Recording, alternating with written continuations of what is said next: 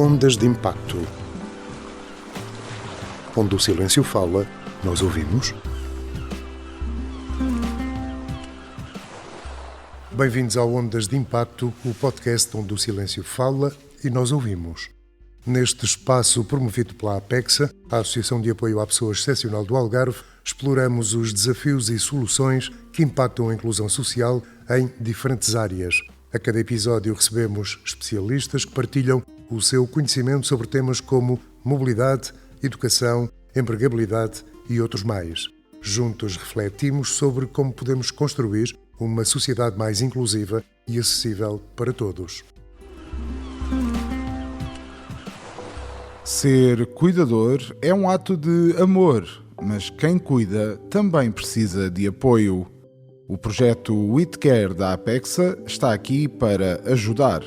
Capacite-se, fortaleça a sua rede de suporte e melhore a sua qualidade de vida, porque cuidar de si é o primeiro passo para cuidar de quem mais ama. Saiba mais em wecare.pt. Cuidadores também merecem cuidado.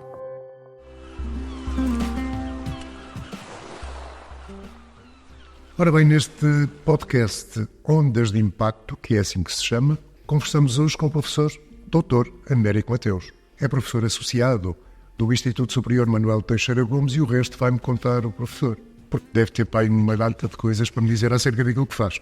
Muito bem. Tenho, sim, senhora. Temos 2 horas. Temos 2 horas, faça favor. Obrigadíssimo pelo convite. É com gosto que estou cá. Sobre mim, só o necessário. Com 54 anos já tenho alguns anos de carreira académica. Essencialmente dou aulas na área da criatividade, dou aulas na área do design, do marketing, da publicidade.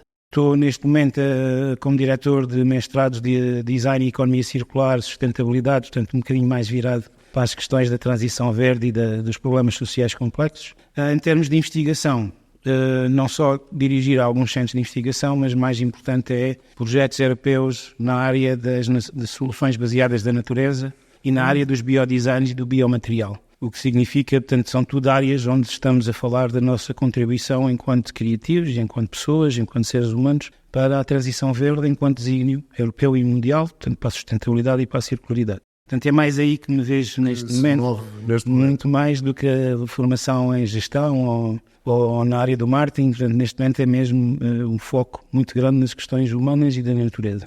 Sediado em Portugal e a tratar de Portugal, é isso? Exatamente. Portanto, mas já esteve por fora, não?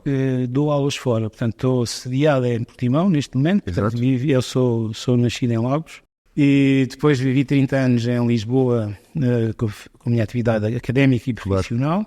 Claro. Mas sempre desde 2004 que tenho tido a oportunidade de ser convidado internacionalmente para dar aulas, seminários, para dar conferências, mas essencialmente sou professor visitante na Áustria, na Bélgica, já fui também na Holanda e fora. Farta-se passear, enfim, não é? Antes fosse, mas também. Pois, também.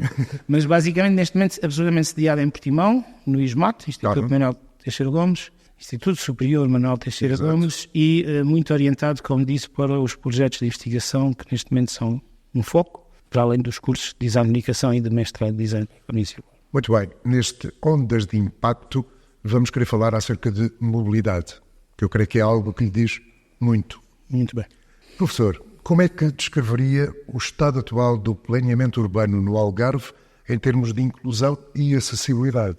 Não é fácil, pois não? Não é fácil e estive agora de manhã numa outra conferência que me perguntaram o estado atual e futuro da educação no Algarve e eu tenho que fazer este papel porque me cabe também, enquanto investigador e enquanto algarvio, cabe-me o papel de fazer a ignição das nossas consciências e começar por um bom diagnóstico. Claro. E, portanto, eu diria que estamos num estado muito embrionário no que tem a ver com as questões da mobilidade, da inclusão, daquilo que também é muito querido, que é dentro destas áreas, a área das soluções baseadas na natureza, ou seja, desenharmos a mobilidade e desenharmos as nossas cidades, não só para as questões sociais, das quais inclusividade é extremamente importante, mas o próprio papel que a natureza deve ter novamente na nossa vida, das nossas cidades. Explico essa. As soluções baseadas na natureza, nos projetos que nós temos feito, nomeadamente um projeto que acabou agora em março, liderado pela Universidade de Coimbra e que nós tivemos o gosto de fazer parte, que é o chamado projeto Urbinar, a ideia foi trabalhar em 7 cidades europeias, em bairros com condições sociais más, degradadas, e perceber como é que planeadores urbanos, arquitetos, sociólogos, pessoas da área da criatividade, com os cidadãos conseguiam repensar aquilo que é a estrutura dos bairros, aquilo que são corredores saudáveis, para que eles sejam corredores onde tenhamos natureza, onde exista atividade social e onde exista uma perspectiva de inclusão no desenho daquilo que são as áreas comuns que um bairro, uma comunidade precisa de ter. Só um pequeno introito, isso entra perfeitamente no que se está a passar nos dias de hoje. Muito complexo. Exato, muito complexo. Exato. Esta perspectiva, para mim, e vamos perceber ao longo da conversa, neste momento é muito importante para aquilo para o que eu faço. E atenção, queria só aqui fazer um pequeno parênteses para o que eu faço com uma equipe. Com uma equipe, exatamente. Eu não sou nada sem as outras pessoas ao meu nível a trabalharmos em conjunto. Portanto, a nossa equipa de investigação destas áreas, aquilo que é uma grande preocupação é perceber como é que, não numa perspectiva, vamos dizer, arquitetónica, não numa perspectiva do edificado, mas numa perspectiva que vai para além do edificado, ou seja, para além do tangível, que são as questões humanas. Exato. E que são as questões da nossa relação necessária com os outros e com a natureza. Como é que trazemos isto de volta às cidades? Porque o que se passa hoje em dia, e que tem havido agora estas expressões máximas... A natureza parece que está a ser afastada as naturezas, ou seja, como diria o professor Boaventura, Sousa Santos, da Universidade de Coimbra, as diferentes ecologias. A ecologia social, a ecologia humana e a ecologia da natureza. Exato. Sem estas relações que se perderam, nós perdemos um bocadinho a nossa humanidade, a perspectiva do que é o bem e o mal, isto dito assim numa linguagem mais simples, que nos permite fazer coisas que nós achamos que podemos fazer porque sim, porque nós estamos a pensar nos outros, independentemente da nossa razão. E, portanto, este desligamento que existe hoje em dia das pessoas com aquele que está ao seu lado, com aquele que precisa de uma outra forma de ser olhado, e a natureza, que é aquilo com que nós fomos criados enquanto seres humanos, aumenta estas disfunções que levam aos extremismos que estamos a ver, que estamos a assistir hoje em dia, infelizmente, nas nossas cidades, nos bairros menos favorecidos, digamos assim. E a quem chamam de perigosos. Exatamente, em que a palavra perigosa é apenas devia ser desconstruída em bairros com problemas sociais complexos, que precisam de ser analisados e trabalhados de outra forma, e que tem de ser trabalhado nestas lentes, na lente do humano e da lente da natureza. Alguma vez lhe pediram opinião para essas coisas? É que eu creio que não se pede opinião a quem se deve pedir opinião. Faz-se e acabou. Está bem, normalmente não está bem, mas é o que fica. Agradeço a sua pergunta e respondo desta forma. Possivelmente eu, e de uma forma humilde, nem terei que ser ouvido. Vamos começar neste princípio.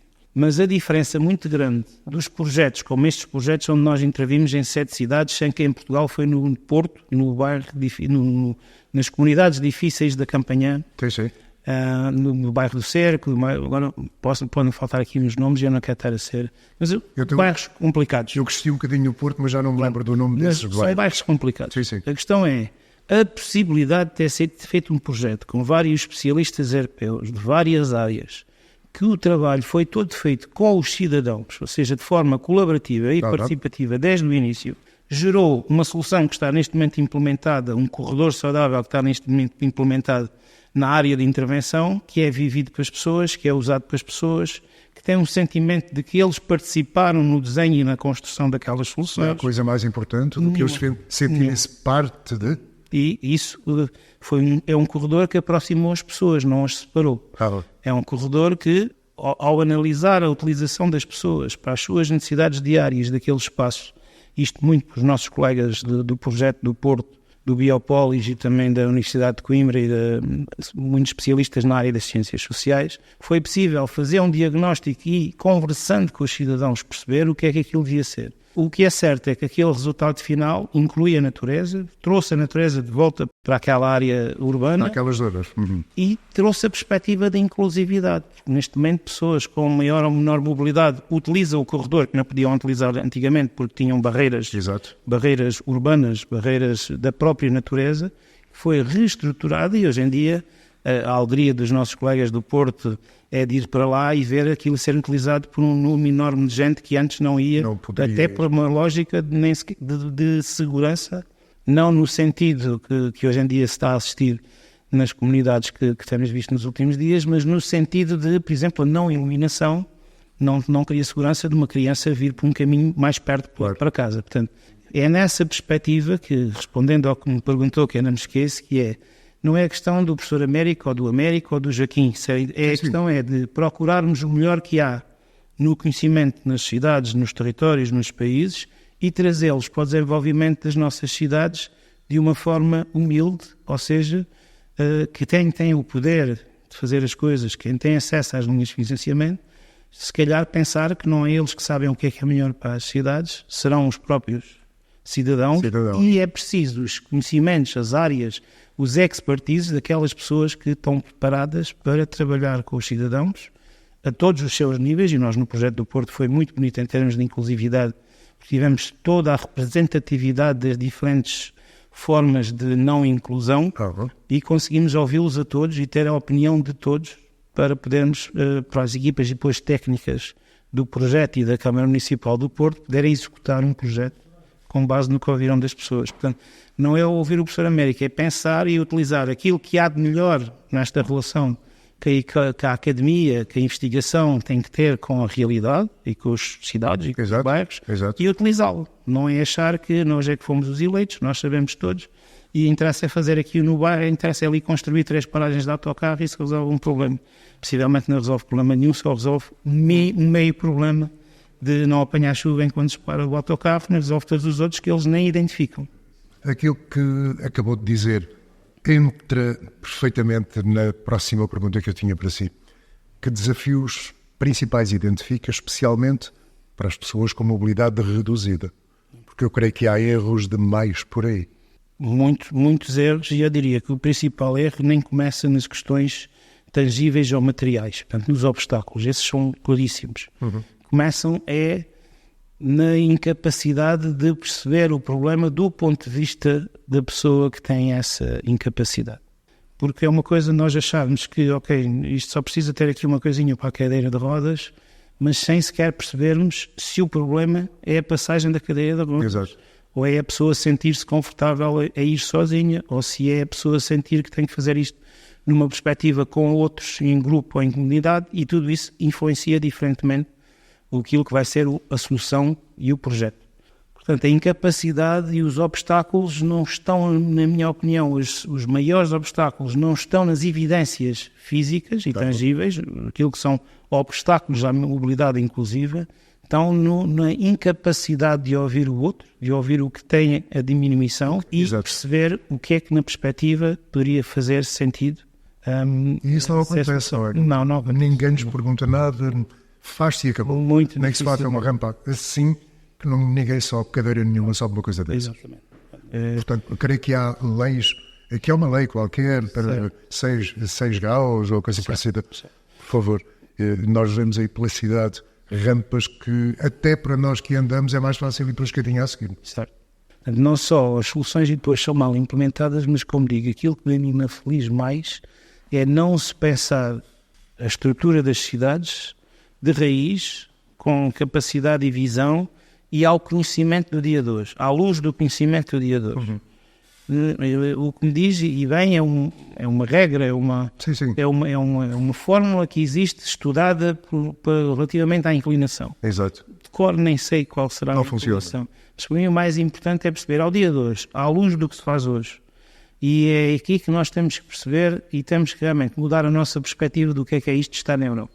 Bate um bocadinho com o que eu falei de manhã, porque é isto. Uma coisa é, nós quando dizemos estamos na Europa, temos que assumir na sua plenitude. Estamos na Europa. Estamos na Europa. E ao estarmos na Europa significa que nós temos que perceber que este esforço que é feito de investimento para que haja projetos comuns em que vários países se juntam para aprenderem uns com os outros, que as boas práticas deste investimento, que no fundo o dinheiro é nosso, somos nós os contribuintes para o dinheiro da União Europeia, que este grande investimento que é feito em projetos e a forma para perceber o que é que deve ser pensado, como é que se deve atuar, qual é a melhor perspectiva do ponto de vista da entidade promotora ou do cidadão para que o projeto corra da melhor maneira. Portanto, nós temos que respeitar e estar na Europa significa aprender com estes projetos, com este investimento. E, portanto, percebermos que temos boas práticas a ser definidas por vários projetos europeus pioneiros. E depois, quando pensamos aqui na tomada de decisão do local, do político local, da entidade local, que nem vai procurar essa informação e dizer assim, vamos ali faz uma rampa, manda fazer uma rampa porque as pessoas chatearam.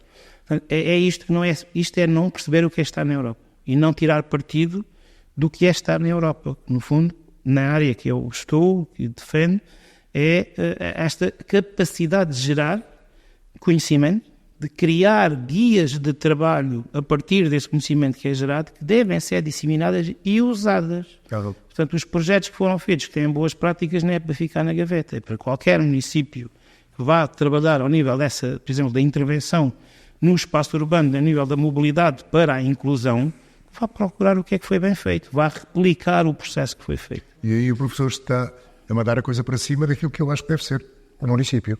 O município, os poderes legislativos, quem tem o poder de decisão. Sim. O que é que pode acontecer? Portanto, isso pode também acontecer que as entidades, como neste caso a associação, que é promotora da identificação de problemas e que é promotora do pedido de criação de soluções, passe também, eu não estou a dizer que não faça, estou a falar com o conhecimento que tenho, passe também por indicar às pessoas que há este problema, mas por favor façam lá um processo onde nós temos que ser ouvidos de princípio a fim, as pessoas que nós representamos, para que as soluções não sejam lá por vosso técnico apenas, mas que sejam pensadas tal como acontece no projeto A, B ou C.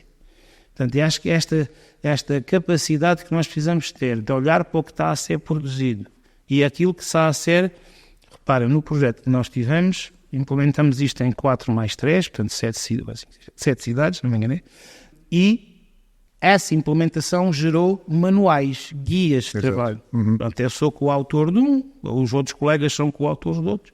Esses manuais são para ser lidos. Chamou-lhe a palavra certa, guias. Guias, exatamente. Deviam ser lidos, ou seja, deviam ser lidos por quem tem a responsabilidade, o poder de decisão e o acesso ao financiamento para fazer, os municípios, as freguesias, mas também, é uma deixa que digo, que deixo aqui, é um alerta, as entidades que depois estão neste processo e que são elas que fazem a ignição da necessidade de se fazer uma intervenção, que possam imediatamente pegar nestes guias e dizer assim, nós identificamos este problema e identificamos aqui uma boa prática que podia ser a forma de resolver o problema. Embora esse é um valor acrescentado que a associação ou qualquer associação pode dar. Mas o responsável que devia fazer isso é o responsável que está na cadeira, que tem o poder e que tem a decisão de fazer. Mas já que não o fazem, não nos vamos tirar a nossa vertente de cidadania, vamos, enquanto cidadãos, alertar, resolvam este problema, mas resolvam-no bem. Resolvam-no com as boas práticas que já estão aqui identificadas. Portanto, e aqui, só queria deixar que em todo este raciocínio continuamos na mesma a colocar a questão da natureza. Porque, mesmo para as questões de inclusividade, a solução pode não ser só o tangível, a forma de contornar o obstáculo, mas até por aquilo que vocês aqui fazem e que mostraram, a natureza pode trazer vertentes emocionais, vertentes cognitivas importantíssimas, para além de a solução da rampa ou a solução da... Exatamente. E aquilo que nós vemos no Porto, no Parque de Cartes, há realmente ali uma introdução de soluções da natureza bonita, feita com os cidadãos, em que não é só o prazer utilizar agora aquele espaço em que permite pessoas que não podiam fazer neste momento a passagem para ali e usufruir daquela qualidade de vida, mas como há uma reaprendizagem da relação com a natureza e todos os efeitos que isso tem de bom, terapêuticos à pessoa. Exatamente. É preciso aprender outra vez. É preciso aprender outra vez. Para algumas pessoas é aprender pela primeira vez. Não é? Para alguns nem sabem que existe. Professor, falámos da Europa, falámos de Portugal, falámos de 7 cidades, eu agora vou falar de uma coisa que lhe toca de mais perto. E o Algarve? Ui! E o Algarve? Como é que a região pode ser mais inclusiva, mais acessível? Isso toca mesmo. Toca mesmo porque... Exatamente, toca mesmo. Custa-me também bater sempre nas mesmas teclas, mas nós precisamos de uma governança que procure fazer as coisas de outra forma e não para as soluções que têm feito até aqui. E para isso é preciso fazer uma assunção, todos, enquanto região, dizer assim, nós não podemos estar satisfeitos, como muitos se mostram, a maior parte dos políticos demonstram-se satisfeitos, isto é a melhor coisa do mundo, não é. Pois. Nós temos que partir de um princípio que é preciso fazer um reality check, portanto, fazer uma chamada à realidade e dizer que nós temos uma região cheia de problemas de mobilidade, que foi feito um desenvolvimento desenfreado, que não foi planeado e que tornou as cidades, não só uma, com falhas graves ao nível da mobilidade, e se pensarmos então na inclusão, muito mais, e se pensarmos então na inclusão da natureza é zero. Isto é preciso mudar, isto é quase a forma como nós já vimos aqueles filmes americanos dos AAs, né? Dos alcoólicos anónimos. É preciso primeiro dizer, não estamos no caminho certo. E ninguém quer dizer isso. A governança local, regional, ninguém é capaz, diz até se calhar nacional, isto é o paraíso, não é o paraíso. Pois não é. Não é o paraíso. Não é mesmo. Ainda mais para quem está cá, vive, e então ainda mais para quem não tem as mesmas condições Exato. de mobilidade e muitas vezes cognitivas. Portanto, eu não quero ser aqui a questão do negativismo, a dizer está tudo mal, não, mas está muita coisa mal. E só quando pararmos para dizer isto, quer dizer, como é que se faz bem? E é essa mudança de mentalidade que eu não vejo. Era a próxima dúvida que eu iria pôr. O que é que se pode fazer? Como é que se pode ultrapassar tudo isso para chegarmos, caramba, pelo menos, a começar a perceber e a crescer e Exatamente. Ou pelo menos, com uma coisa importante que eu digo sempre, é pelo menos ter 2 ou 3 bons exemplos. E enquanto não tivermos 2 ou 3 bons exemplos, como por exemplo, temos agora no Porto, neste parque e noutros parques, porque a cidade do Porto tem feito uma estratégia de acesso a financiamentos europeus que lhe permite fazer projetos interventores estratégicos, e portanto agora já é possível ver no Porto como é que se deve fazer. É mais fácil replicar. Eu no Algarve não identifico, sinceramente, uma boa prática dizer assim, se tirarmos desta equação as infraquintas ou as coisas lá de Vila Moura, que é só para alguns. Eu não tenho um exemplo, pelo menos do meu conhecimento, de uma cidade do Algarve, assim, está aqui, foi feita esta intervenção, foi feita aqui uma intervenção em que a mobilidade passou a ser mais inclusiva, tem em conta a natureza e está numa perspectiva do que é que se é feito daqui de futuro. Portanto, a sua pergunta pertinente é responder, é preciso parar, dizer, precisamos de fazer de outra forma, esta forma não serve, é uma forma para as massas, é para resolver massas e problemas associados sempre ao turismo, e é preciso invertermos essa lógica. E precisamos fazer 1, 2 bons casos e trabalhar esses casos para que o resto das comunidades do Algarve percebam o que é que podem pedir ou o que devem exigir, a exigência que devem ter para que a sua governança local faça a mesma coisa. Mas parece que o Algarve tem um poder muito reduzido no que toca a essas coisas.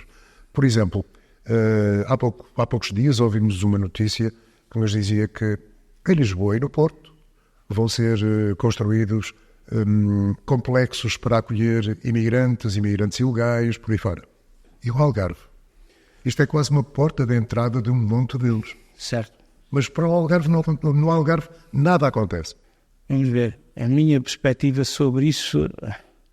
Qual é, faço a pergunta ao contrário, qual é a iniciativa dos governantes do Algarve que apresenta uma forma diferente de fazer as coisas? Pois, também poderá ser assim, exatamente. Não conheço. Não conhece?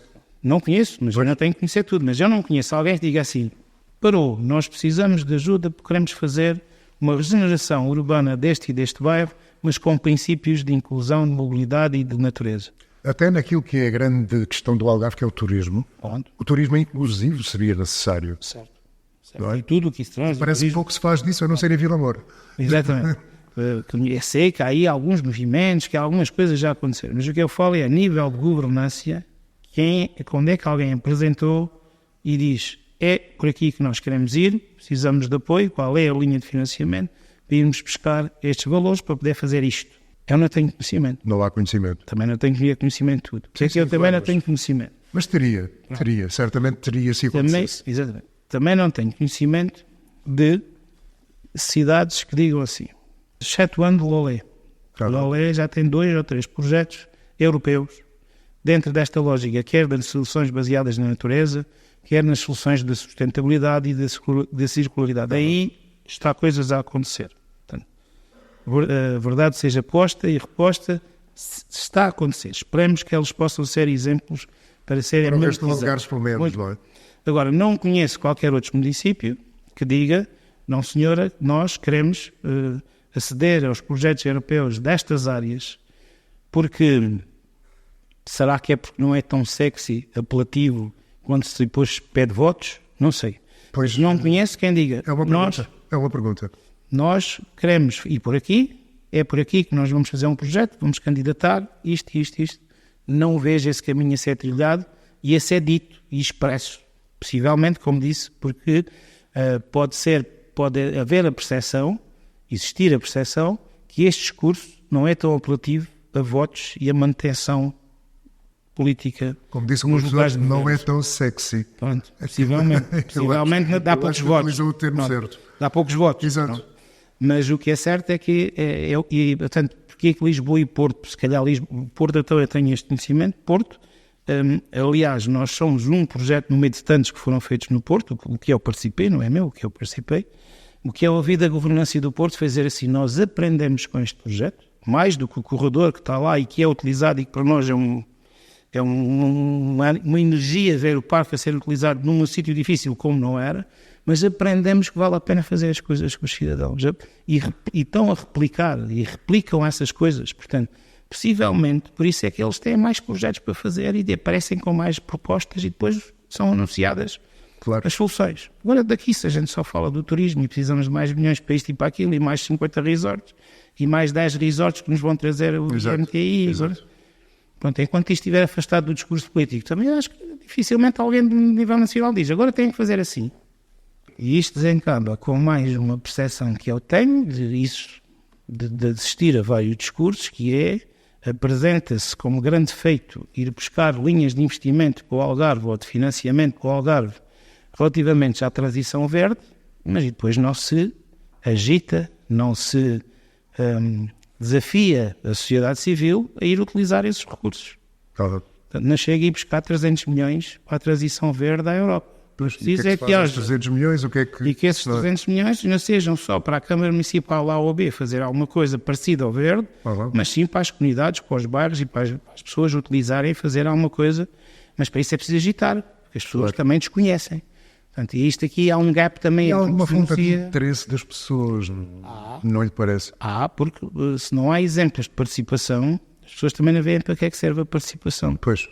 Eu lembro-me que nas primeiras sessões do Porto foi muito difícil trazer as pessoas à discussão, à conversa sobre as coisas, mas depois houve um crescendo, as coisas foram percebendo-se que ia haver um resultado final concreto.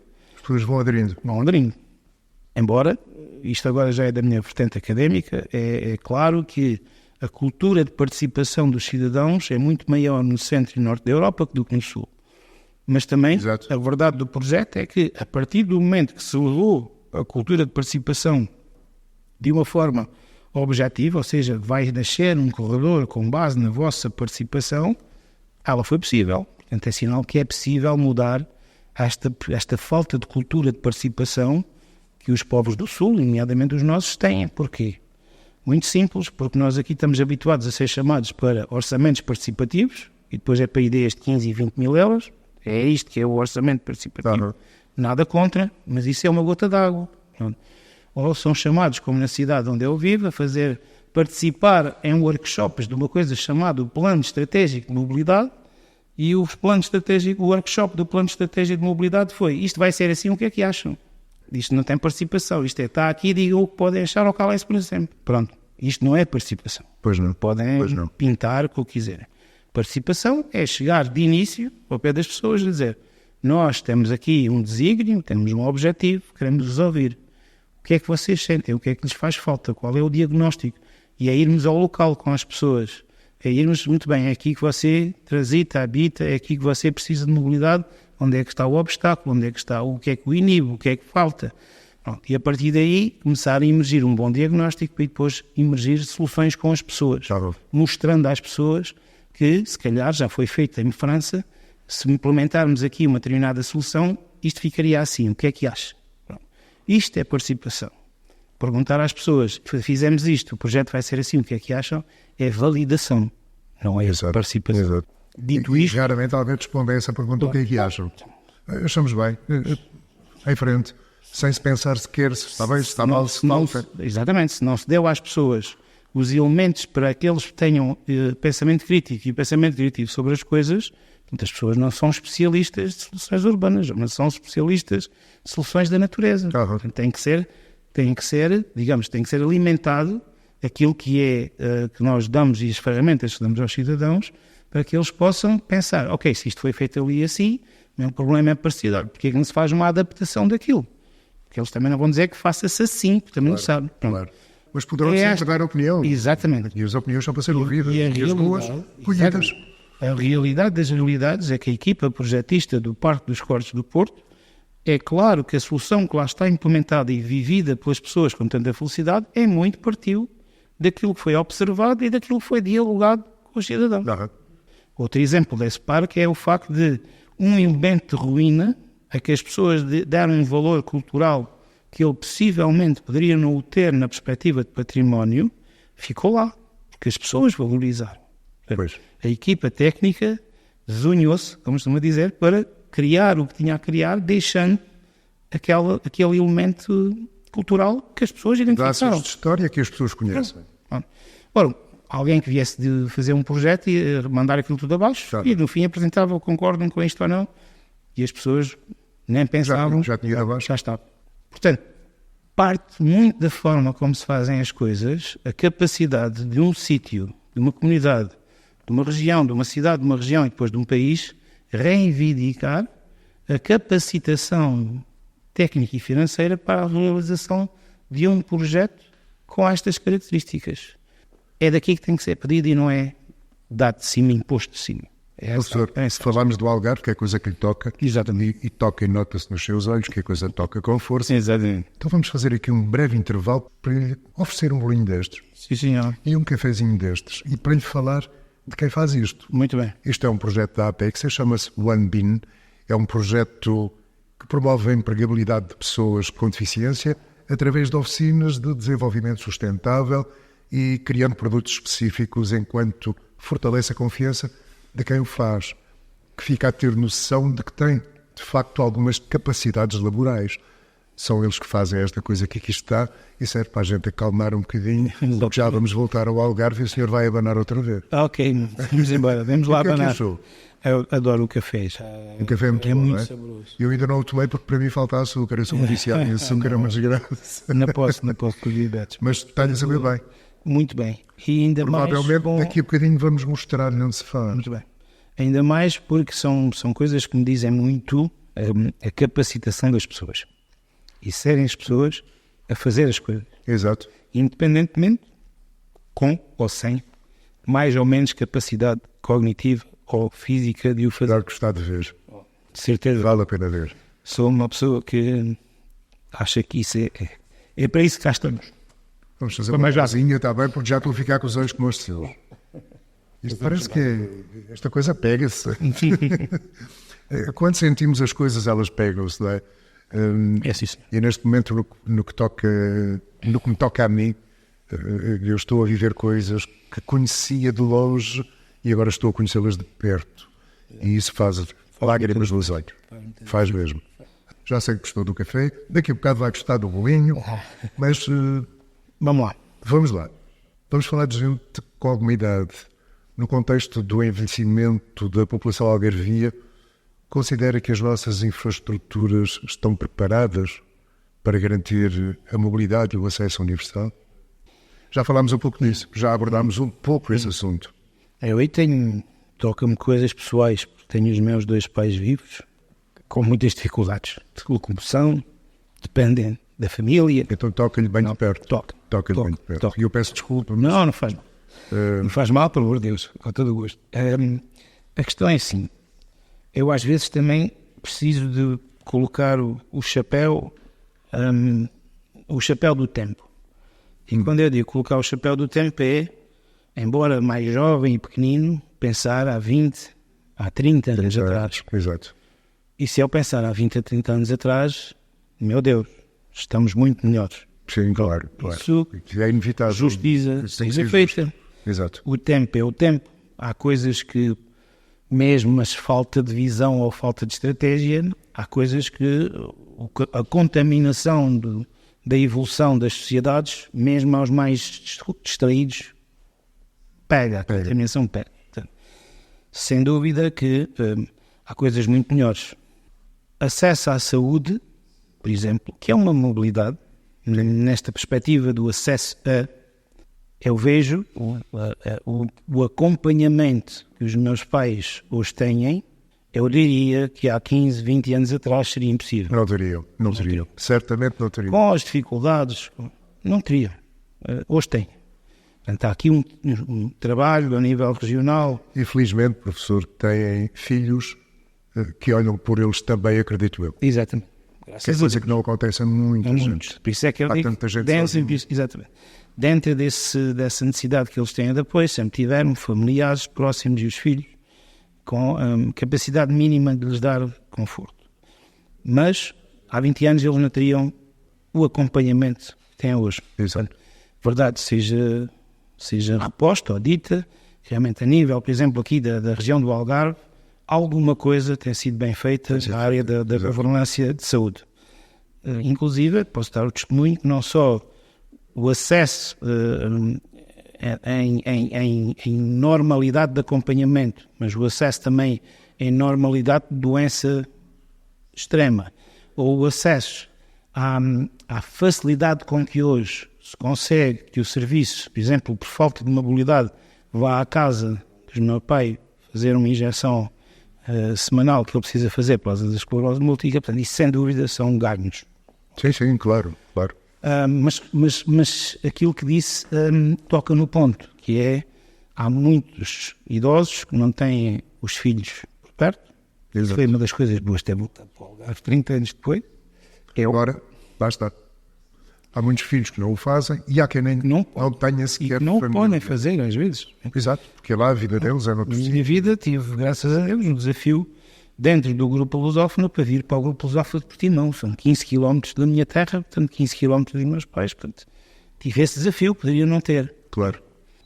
Agora, essas pessoas que têm menos possibilidade de acompanhamento familiar e menos capacidade por essa via, menos capacidade de mobilidade, eu acredito que ainda há muita coisa a fazer nestes serviços.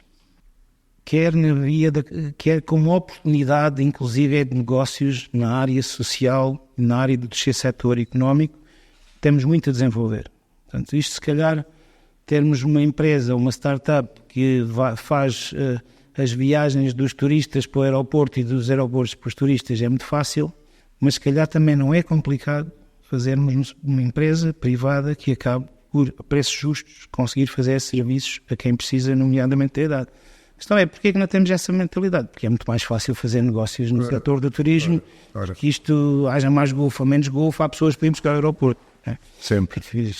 Até agora precisei destes serviços e em 2 dias disseram-me sempre que estão todos ocupados. Portanto, isto é fantástico. Agora, tive necessidade, em outubro, fizemos uma grande conferência internacional em Portimão, precisei de transportar keynote speakers do aeroporto de Faro para Portimão e nenhuma empresa dessas que foi contactada online tinha a possibilidade de fazer uma coisa com 2 dias que estavam cheios, estava tudo marcado. Fantástico. Como é que se safou? Safei-me com táxis privados. Pois, parabéns. Mas isto para dizer o quê? Para dizer, se calhar, se isto é assim, também haveria um modelo de negócio, pensando nesse setor, para fazer outro tipo de serviços. Portanto, o que é que eu queria trazer aqui à conversa? Que é, possivelmente, não precisamos de tudo que seja do Estado, ou de tudo que seja público. Portanto, poderá haver empresas a fazer. Exatamente.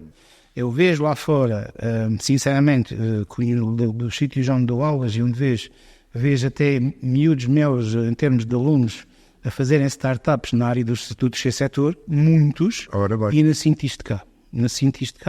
Porque, especialmente na nossa região, que é uma região que, pensando qualquer coisa do turismo, até para tirar cafés, isto dá um dinheirinho. Portanto, precisamos sair deste mindset. Este mindset temos que sair daqui. Porque isto... Sol e praia.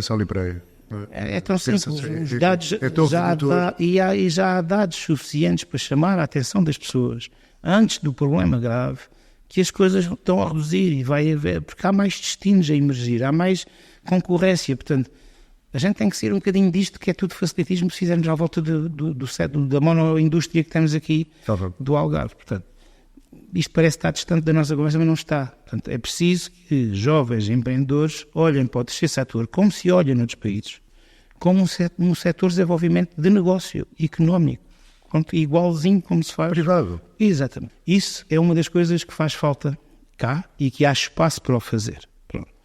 Agora, relativamente à questão das cidades, isto vai encadear-se um bocadinho com o que nós já conversamos. É possível perceber que as cidades não estão preparadas, não têm poucas coisas preparadas para as questões da gerontologia, ou seja, para as questões da atividade e da capacidade de gerar atividades para as pessoas mais velhas. Exato. Que também há acho alguns projetos isolados por aí, mas curto, muito curto. E que não vamos, e se calhar muitas vezes são pilotados com aquelas pessoas que facilmente têm acesso a essas coisas porque ainda gozam de boa mobilidade, ainda gozam da sua boa memória, porque são pessoas já da idade sénior, mas que mantêm um bocadinho a sua capacidade de compra cognitiva e de vida, mas poucos exemplos, também mais uma vez não tenho que conhecer tudo, mas poucos exemplos que são visíveis e palpáveis com pessoas em que realmente é preciso dar-lhes atividades porque elas já não têm muitas das capacidades, inclusive financeiras, e portanto é preciso soluções. Esse é um problema grave, a questão financeira. É um problema grave de quem vive, por exemplo, isolado. Claro. Como é que faz? E sempre há algumas iniciativas da GNR, mas é curto.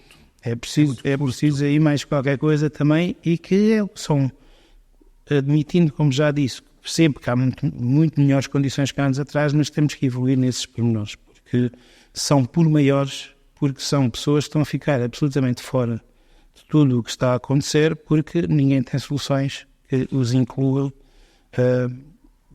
com as suas próprias especificidades económicas e de saúde, e físicas e mentais. Portanto, há muito trabalhinho a fazer e, mais uma vez, há muita coisa para estudar daquilo que tem sido feito a nível de projetos europeus. Vão ver o que é que são boas práticas, vão se inspirar em startups de sucesso do terceiro setor. Deveria ser obrigatório, caramba. Mas a gente aqui acha que isto é dinheiro. Deveria ser obrigatório. A gente acha que a Europa é só para pedir dinheiro, para gastar aquele dinheiro em umas viagenzinhas e depois daquilo é esquecer-se. E às vezes nem sequer o vamos buscar para gastar, que é uma das coisas que anda por aí a acontecer. Isso é muito assim, mas mesmo nós precisamos de ganhar conhecimento com os outros para podermos fazer melhor que os outros já fizeram. E isso é importante em qualquer atitude, sejamos cidadãos, associações, gestores políticos, gestores públicos do bem comum. É ganhar esta atitude, mais do que a atitude eu já sei o que vou fazer porque sou iluminado. Para terminarmos esta primeira parte deste podcast, que terá duas partes, como já falamos, eu voltaria um bocadinho atrás e depois relaxamos um pouquinho. Porque o professor falou-me do Porto. Ora bem, eu cheguei ao Porto com 8 anos. O Porto era horrivelmente feio, cinzento, sujo. O Porto está uma cidade espetacular. Está a ser assim. E muito tem a ver com aquilo que nos disse aqui. Tem, na minha opinião, tem muito a ver com a capacidade que tem havido nos últimos anos de visão estratégica política. Não interessa partidos, sem partidos, até são movimentos. A questão eu tive 5 anos, mais meio ano, a trabalhar com aquela instituição. E o que eu ouvi de políticos e de técnicos é o que eu queria ouvir em todas as cidades. É a motivação, a paixão, a vontade de fazer diferente, de ser inovador, de fazer coisas que não na forma normal. Se eu tenho este discurso cá em baixo, na maior parte das cidades, porque eu posso ter este discurso, mas nós não temos a dimensão do Porto. Nem a dimensão, é a dimensão da pessoa. Exato, que cabecinha, caramba. Da pessoa que está, e de perceber que eu sempre fiz desta maneira, deixa-me lá experimentar de outra. Nem isso preciso de... Se bateu certo ali, porque é que não há de bater certo aqui? E depois, o que é que as pessoas, e o que eu vi e que vejo e revejo das pessoas, eu dificilmente trabalho com várias câmaras municipais e dificilmente eu ouço das equipas técnicas que trabalham debaixo daquelas pessoas a dizer assim, não me leve este homem para o governo nem para lado nenhum, porque eu faço falta aqui a trabalhar para a nossa cidade. Isto não estou a dizer nomes, portanto, não Sim, não é estou a dizer o preciso. que ouvi. É no assistem das câmaras municipais, não me interessa quais. Não sou visto, muitas vezes, é sinal que há um respeito pela maneira como aquelas pessoas estão a fazer mudar a cidade. Exato. E tirar todo o partido daquilo que eles podem, todo o partido de projetos europeus, todo o partido da solução de financiamento. Deveriam ser seguidos. Claro. Parece que há gente que não olha para as coisas. Chega a estar em municípios onde me dizem que são ordens de superiores não fazer projetos europeus que dá muito trabalho. A ordem superior. Eu gostava de estar no município e, como disse, não tenho o conhecimento suficiente, mas tenho o conhecimento dos projetos onde estão, que logo parece-me ser uma exceção. Também tenho que, do meu lado, a perceber-me, acompanhar melhor para poder estar e aprender com eles no que estão a fazer, mas são dos poucos municípios que eu percebo que estão a aproveitar estas linhas todas que a Europa tem para mudarmos para o sentido certo, e isto faz muita falta no Algarve, e outros municípios precisam de abrir a pestana. Sangue novo. Exatamente, abrir a pestana. Ou isso. Ai, nos compromissos públicos. Exatamente. Professor, muito obrigado por esta primeira parte. Vamos ter mais assuntos para o nosso segundo podcast. Agradeço-lhe ter vindo e até mais logo. Até mais logo e muito obrigado pelo convite e pela excelente conversa. Vamos ver o que é os desafios que vêm a seguir. Muito obrigado. Neste episódio destacamos alguns pensamentos. Eu diria que estamos num estado muito embrionário no que tem a ver com as questões da mobilidade, da inclusão. Os maiores obstáculos não estão nas evidências físicas e tangíveis, aquilo que são obstáculos à mobilidade inclusiva, estão na incapacidade de ouvir o outro. Sonha com um mercado de trabalho mais inclusivo? O projeto Inspira 2024 da Apexa está a transformar essa realidade. Estamos a abrir portas para a empregabilidade de pessoas com deficiência e a criar oportunidades para um futuro mais justo. Empresas e talentos, juntem-se a nós. Saiba mais em apexa.org. Inspira 2024. Juntos criamos inclusão.